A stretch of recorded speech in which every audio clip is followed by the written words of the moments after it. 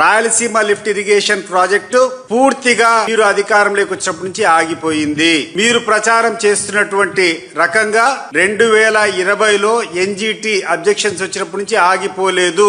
సతీష్ రెడ్డి గారు, మీరు ఎంత దిగజారిపోయి మాట్లాడుతూ ఉన్నారంటే, ఒకటి నిస్సిగ్గుగా అబద్ధాలు ఎలా చెప్తున్నారండి? మీకు అది ఎలా అలవాటు? నాడు మీరు పుట్టిన ప్రాంతం పులివెందుల ప్రాంతానికి నీళ్ళిచ్చింది చంద్రబాబు నాయుడు గారు కదా, అది మీకు తెలియదు. ఆ రోజు మీరే పాద నమస్కారాలు చేసి ఏమన్నారు? మన ప్రాంతానికి 4 దశాబ్దాలుగా ఇక్కడ ఉన్న వ్యక్తులు నీళ్లు ఇవ్వలేదు, చంద్రబాబు నాయుడు గారు కలిసి నీళ్లు ఇచ్చారు, అపర భగీరథుడు, మన ప్రాంతానికి దేవుడు అని నువ్వే కదా మాట్లాడావు. నీకు తెలియదా రాయలసీమ లిఫ్ట్ ఇరిగేషన్ గురించి వాస్తవాలు? నువ్వు 2020లో ఆగిపోలేదు అంటున్నారు, లేదు ఇంకెప్పుడు ఆగిపోయి సమాధానాలు చెప్పు. నువ్వు ఇప్పుడు ఆగిపోలేదు అని చెప్పి నువ్వు చెప్తూ ఉన్నావు కదా, ఎప్పుడు ఆగిపోయింది చెప్పు. చెప్పలేవు, ఎందుకంటే 2020లో ఎన్జిటి అప్పుడు ఆగిపోతే మళ్ళీ ఆ తర్వాత వీళ్ళు అరాకొరా పనులు చేస్తూ బిల్లులు చేసుకుంటూ అక్రమంగా, అంటే వీళ్ళకి అనివార్యులకు ఎవరైతే ఉన్నారో వాళ్ళ చుట్టుపక్కల వాళ్ళకి డబ్బులు 900 కోట్లు దోచి పెడితే ఆ రోజు ఎన్జిటిలో మళ్ళీ ఫైన్ కూడా వేశారు. అది వాస్తవం కాదా? చెప్పు.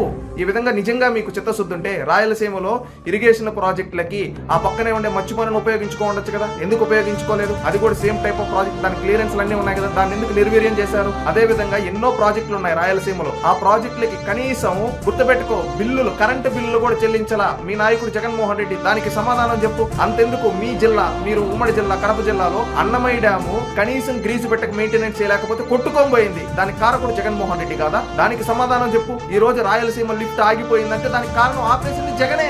ఈ రోజు దానికి నిజంగా రాయలసీమ ప్రజలకు నీళ్లు అందించాలి అనే ఒక లక్ష్యం ఉంటే ముందుగా ప్రాజెక్ట్ క్లియరెన్స్లు ఇవన్నీ తీసుకొని ఆ ప్రాజెక్ట్ ఎక్కడ కట్టాలో అక్కడ కట్టునుంటాడు. కావాలని ఏంటంటే ప్రచారం చేసి ఏంటంటే ఏదో చేసేస్తున్నాం అని చెప్పి లాస్ట్ ఏది చేయకుండా ఉండడం జగన్మోహన్ రెడ్డికి అలవాటు. కాబట్టి ఆ విధంగా నా రాయలసీమ ఊరికే ఒక పేరు చెప్పేసి ఈ విధంగా తన చుట్టూ ఉండే వాళ్ళని ఏదో చేసేయాలనుకొని ఈ విధంగా భజన చేయించుకున్నాడు, తర్వాత తానే ఆపేశాడు. ఈ రోజు కూటమి ప్రభుత్వం ఆపలా. కూటమి ప్రభుత్వం ఇప్పుడు ఆ ఎన్జిటిలో ఉండే దానికి వాదనలు వినిపిస్తూ ఉంది. గుర్తుపెట్టుకో, నీకు తెలియదు, సబ్జెక్ట్ తెలియకపోతే సబ్జెక్ట్ తెలుసుకొని మాట్లాడండి సతీష్ రెడ్డి గారు. ఎందుకు మీకు తెలుసు నిజమైన రాయలసీమ ద్రోహి రాజశేఖర్ రెడ్డి, జగన్మోహన్ రెడ్డి అని. ఎందుకు ఈ రోజు నీ మనస్సాక్షిని చంపుకొని నీ ప్రత్యర్థులతో చేరి ఈ విధంగా మాట్లాడుతున్నావు అంటే అక్కడే నువ్వు ఓడిపోయావు. గుర్తుపెట్టుకో, ఇకనైనా నిజాలు మాట్లాడడం నేర్చుకోండి సతీష్ రెడ్డి గారు.